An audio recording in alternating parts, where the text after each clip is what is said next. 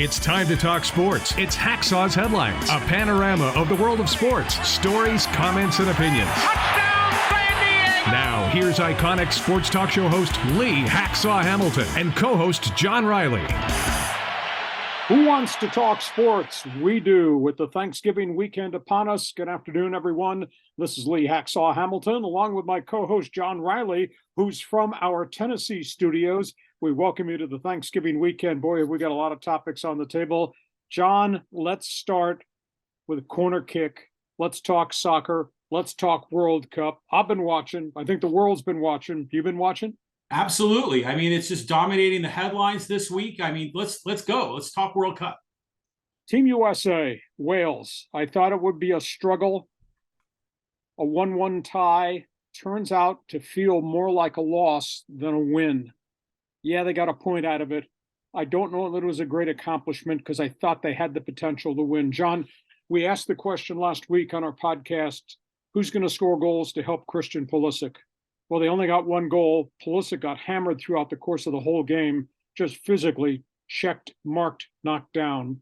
Did make a tremendous pass to get to one goal, but the game changed at halftime. And I think the bottom line, John, the end result is you saw veteran team Wales get very physical, change their approach to the game, press forward, pressure the goalkeeper, pressure the fullbacks, and wound up getting a penalty in the box that led to Gareth Bale's rocket shot, laser penalty shot goal that tied the game 1-1. They got a point.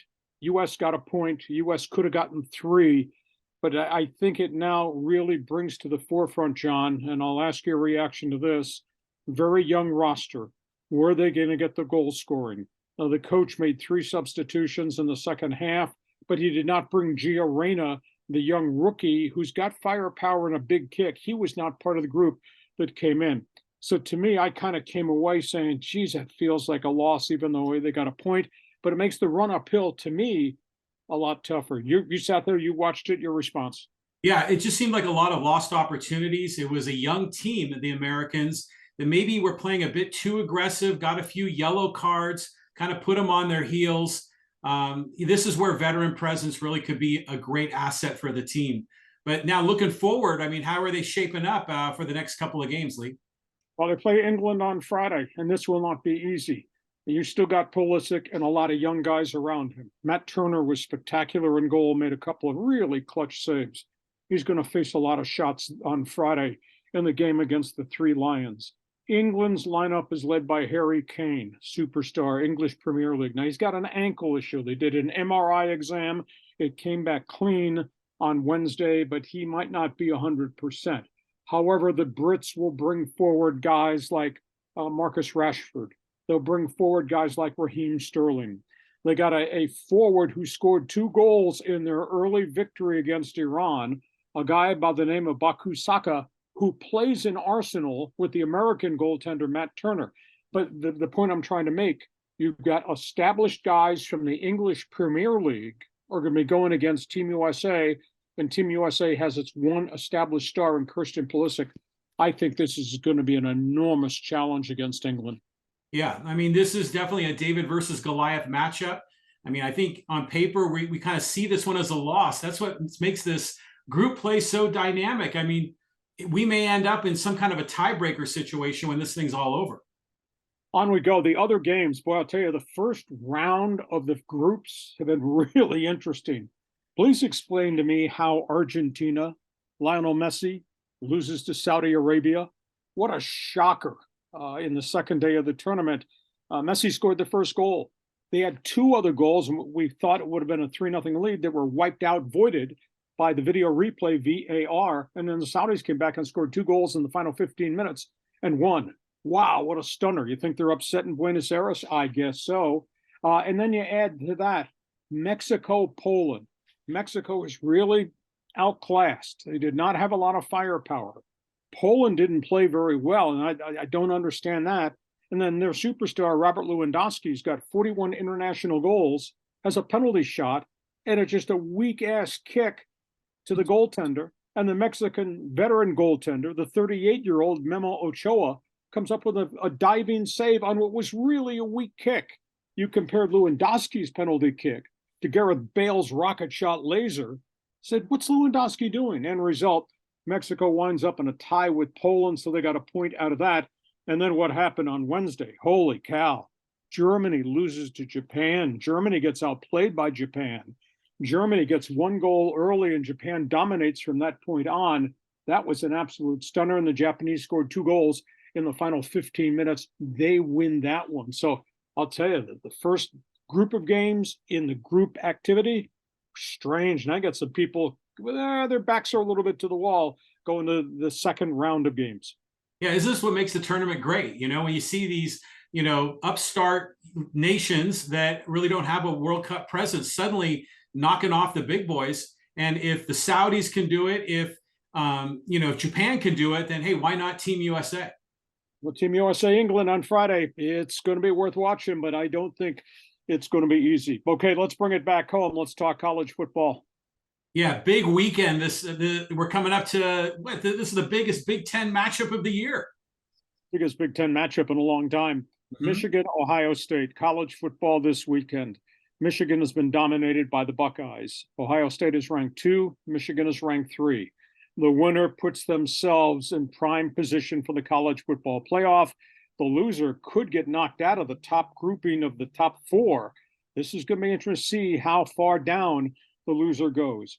You got Ohio State and the Firestorm quarterback C.J. Stroud, who throws the football down the field. They've been banged up at running back, but yet their first, second guys are out. The third guy had a 146-yard game last week. Now it looks as if they're going to get their backs back. Michigan's had a really good season, but B.J. Corum, their top running back, is ailing.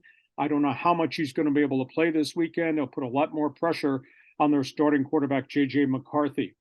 Jim Harbaugh's 1-8 against the Buckeyes. In fact, Michigan is just 2-15 against Ohio State going back to the early 2000s. And John, Michigan has not won at Ohio Stadium since 2000. I just think the Buckeyes just have way too much. So the question is, Ohio State wins, Georgia's going to win. What happens to Michigan? How far do they go down? You still got TCU unbeaten at 4, and you got USC got bumped down a slot right now, and that's hard to explain. LSU was vaulted into 5. USC is number 6. So huge Michigan-Ohio State game. And I worked there. I lived there. I covered that there. Tell you, the shadow of Bo Schembechler and Woody Hayes still graces the stadiums, the hallways, the athletic facilities. Oh, it's going to be fun. And this game, Scarlet Gray, Maize and Blue, this is a big-time game. Your thought? Yeah, love me some rivalry weekends. You know, we had some of them last weekend, some of them coming up. I can't wait. I mean, the college football is really, you know, coming down to the stretch here. It's exciting. Okay, let's move on. Let's talk about what happened in the Rose Bowl this past Saturday. USC-UCLA, final score, Trojans 48, Bruins 45. I knew it would be a shootout. Very unorthodox finish to the game. I knew the Trojans were going to go up and down the field with Caleb Williams at quarterback, John, and they're going to put a lot of points on the board, and they did. Williams amounted for 502 all-purpose yards. What a night he had. The wide receiver, the transfer from Pitt, was phenomenal. Caught 12 passes, 178 yards along the way, and every time they needed a big play, they went down the field, and Jordan Addison caught the ball. What was unorthodox about it was USC's defense has really been poor all year. They came up with 4 takeaways, 3 picks, and a fumble recovery. And UCLA's quarterback Dorian Robinson played a heck of a game, but he was also responsible for throwing balls into spots. He probably was forcing it, and that's why they came up with the 3 interceptions. Big win USC. That puts them in the championship game against Oregon. But I'll tell you what's tough about the equation right now, John. USC plays Notre Dame this weekend, and I think the Trojans should win. But then they got to play Oregon the following weekend in the championship game before they get consideration for the college football playoffs. So they got tough games in front of them where some of the other guys don't. And I will say this about LSU, they got to go play Georgia. And I know in the Deep South, everybody says, oh, LSU is deserves this. No, not. They're going to probably get punched in the mouth by Georgia's defense. So suddenly, if LSU has 3 losses and USC loses a game before they get to the championship finals, who's going to fall out of the playoff race and who climbs in? But Southern Cal, UCLA, it was great. Yeah, love having relevant games here in Southern California. TCU just barely hung on to win that game. So yeah, great college football season. This is really coming down to the crunch time here, and I'm excited. It's fascinating. Last week, number 2 almost lost, needed field goals to win. Number 3 almost lost. Michigan had to get 4 field goals to win their game. Yeah. And number 5, TCU, won with 4 seconds to go on a long distance field goal when they were trailing. How about that? 2, 3, and 4 almost got taken out of the equation. I thought, man, the guys that vote on the college football poll must be having a heart attack. Speaking of college football, Aztecs final home game, Air Force Academy. They're finishing strong. They're 7-4. They face the number 1 team in the nation. Air Force is averaging 336 yards per game. But John, there's just a cloud over Aztec football that I just don't think has left. And I think it's been a really big issue. And I think the issue is, how could you make such a catastrophic mistake on quarterbacking by having Jalen Maiden, 5th string, move him to defense and only go back to him after the catastrophe or what you had with all your other quarterbacks in the offensive line? This team, John, should finish 10-2, and it says going to wind up 8-4 and be in a real second-tier bowl game. So, as good as they've kind of come together under Brady Hoke, there's a pall there that's just not going to go away. I guess the positive is Maiden has already announced he's going to come back and play 1 extra year. They've found 2 more running backs. They're going to bring most of their wide receivers back.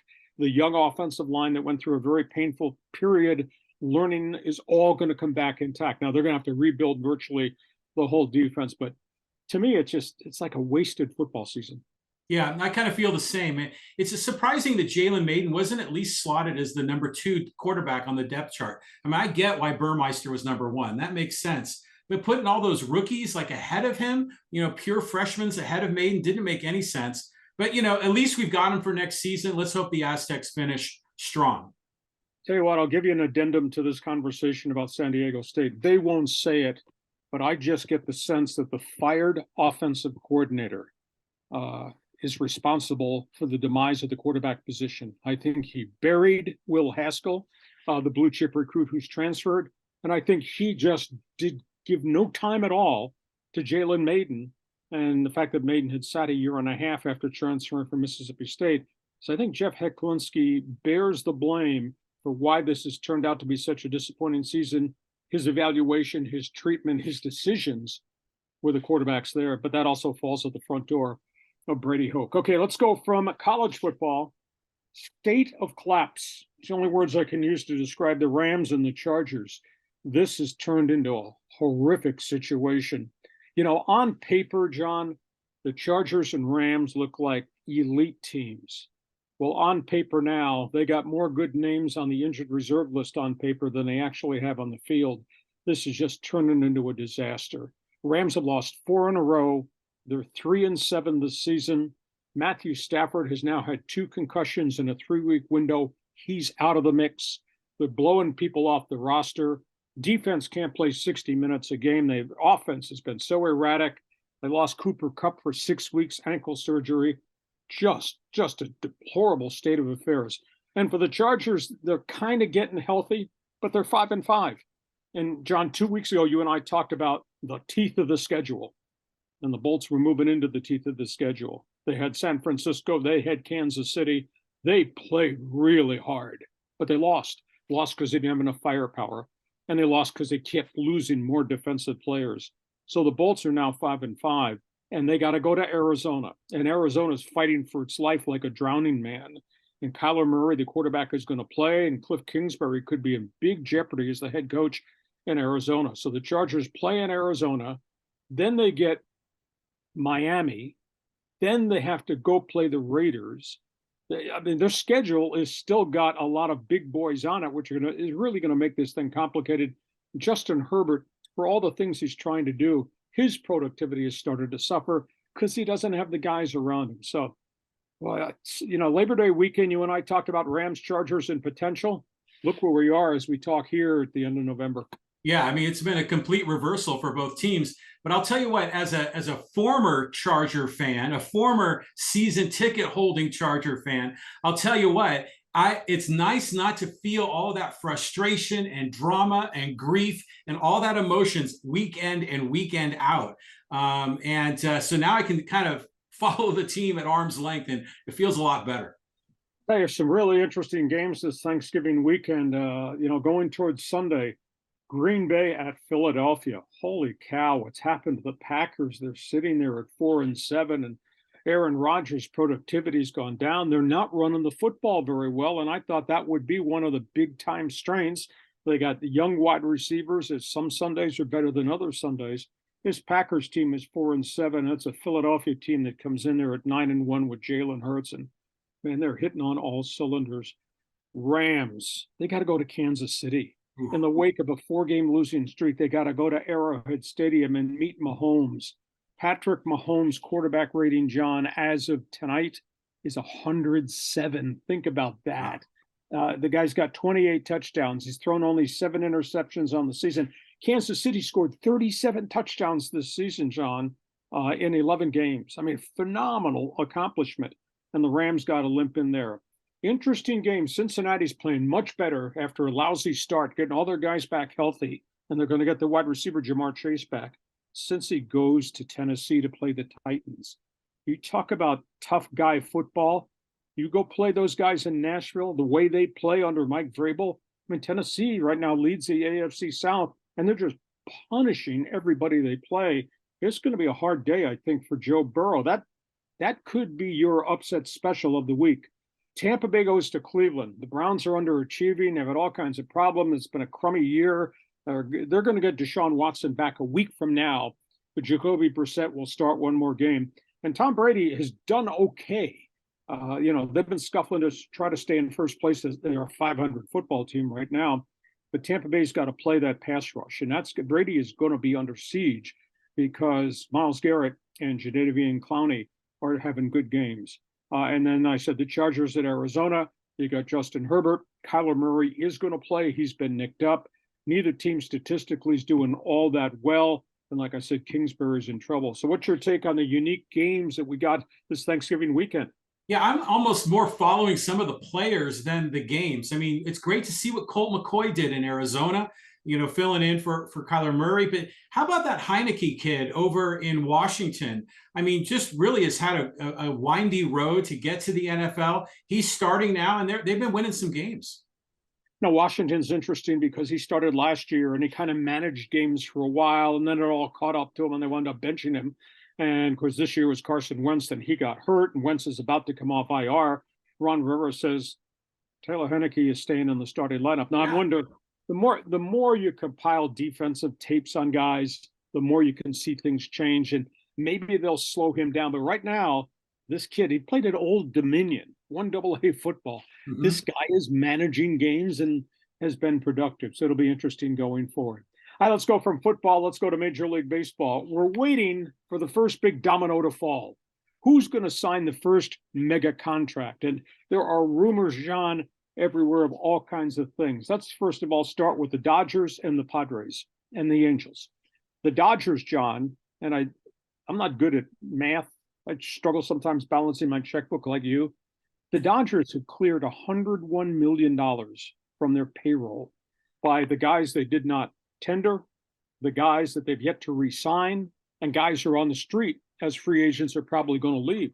They've cleared $101 million. So suddenly they got, what's that term, dry powder to use in the fight.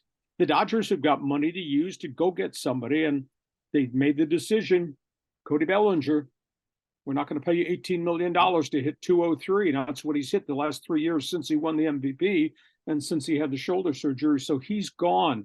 I'm fascinated to see whether the Dodgers are a player for Aaron Judge or the Dodgers make a move to get Carlos Correa, because it's obvious to me that Bellinger's not coming back. It does not appear that Trey Turner is coming back either. So that's interesting. Now, from the Dodgers, we'll go to the Padres. The Padres committed $10 million apiece now by the way they structured these contracts to keep Nick Martinez and Robert Suarez. I don't know how much more they've got. They might have $8 to $10 million more to maybe make a deal to get one more contract. One of the names being floated right now is longtime White Sox first baseman designated hitter Jose Abreu, but he's 38 years of age. So are you going to give him the rest of your budget with the hope he can continue to hit here as maybe he did at Comiskey Park? Or do you do something different? Do you go in a marketplace? Luke Voigt has just become available. You could get him at a bargain basement price. He was not tendered by Washington. Would you bring him back? Would you go get Will Myers to be your first baseman at a reduced price? They still got to deal with first base. They still got to deal with what they're going to do in left field, and they still have to find a way to get a pitcher. They did meet with Kodai Senga, the Japanese star, but John, that price tag is 20 to 25 million per year. I don't know how they're going to do that if they want to stay under the luxury tax, because if they go over the luxury tax for a third straight year, the penalties are really severe in terms of the tax you pay and in terms of giving up draft picks, and you lose some international slot signing bonus pool money. So it's very complicated. And the third team, the Angels. Now, they've had a really productive 2 weeks. It's not sexy what they're doing, John, but they just traded for Hunter Renfroe, who's a 245 hitter with 157 home runs. He can play there, and he'll be productive there. He's a multi-position guy there. And, of course, they traded for Gio Urshela, who's got some power, 275 hitter, ex-Yankee and Twin, and they started this whole thing by signing Tyler Anderson.